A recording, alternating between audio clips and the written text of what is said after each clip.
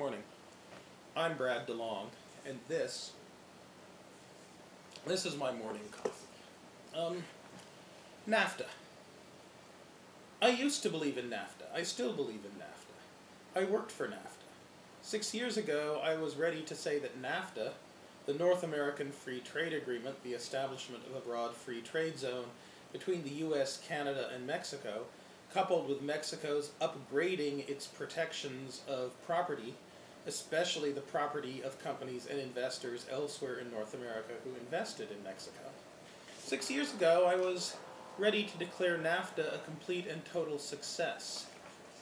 Now, I'm much less willing to do so. You see, we thought, those of us working for NAFTA thought back more than a decade ago now, that you provide Mexico with guaranteed tariff-free access to the largest consumer market in the world, and its export sector will boom. You have the Mexican government kind of restrict its own powers, declare that it will play by the rules of the private property game, especially insofar as the property of foreigners is concerned, and you'll have a huge burst of investment in Mexico. The combination of these two things, investment in Mexico and growing exports, will greatly raise labor demand in Mexico, pull up the wages of Mexican workers, help establish a broad middle class, deliver benefits of democratization and of political liberalization, and help give Mexico a boost as it tries to become a rich, democratic, industrial country in the 21st century. Now, some of this came through. Guaranteed tariff-free access to the largest consumer market in the world?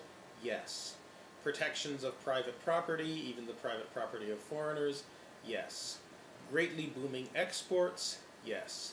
Great investment in Mexico? Not so great investment in Mexico. The speed at which Mexico's capital stock has not grown that rapidly. Rapidly rising living standards? Well, in the decade and a bit since NAFTA, Mexican real GDP has grown by 3.6% per year, but Mexican populations have grown by 2.5% per year, leaving a measly 1.1% per year for the growth rate of average incomes and living standards in Mexico. Mexico is now further behind the United States in relative terms than it was back in 1992, and the distribution of income within Mexico has become much more unequal. Relatively poor urban workers may have gained a little, but maybe not. Certainly, urban workers have seen their wages lag behind real GDP. Rural Mexicans have almost surely seen their standards of living fall over the past decade. And this is puzzling to us economists, because we believe in division of labor and the extent of the market and the benefits of free trade and the benefits of investment.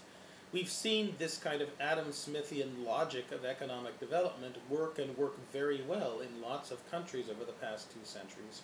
Where is it in Mexico? Why haven't the benefits of NAFTA for Mexico been better?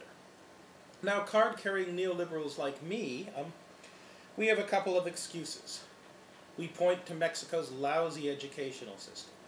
We point to the high degree of corruption. We point to the high rates of crime. We say that if not for NAFTA, things would have been much worse because lousy educational systems, rampant public corruption, and enormous crime would not have been offset by the benefits of expanding exports. But this is an excuse.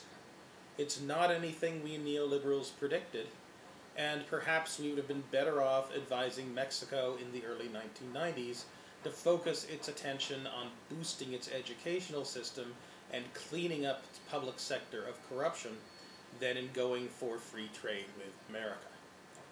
I'm still a believer in NAFTA, yes, but my belief is relatively shaky now. I'm Brad DeLong, and this has been my morning coffee.